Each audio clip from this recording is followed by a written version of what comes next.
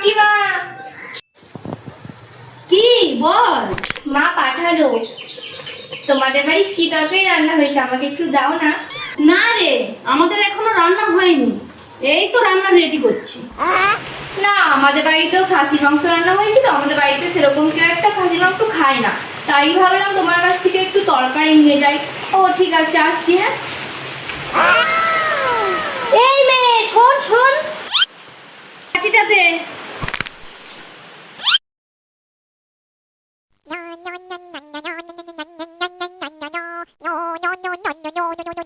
এই নে ধর, আর এই বাটিটায় করে আমার জন্য 2 পিস খাসির মাংস নিয়ে আসবি।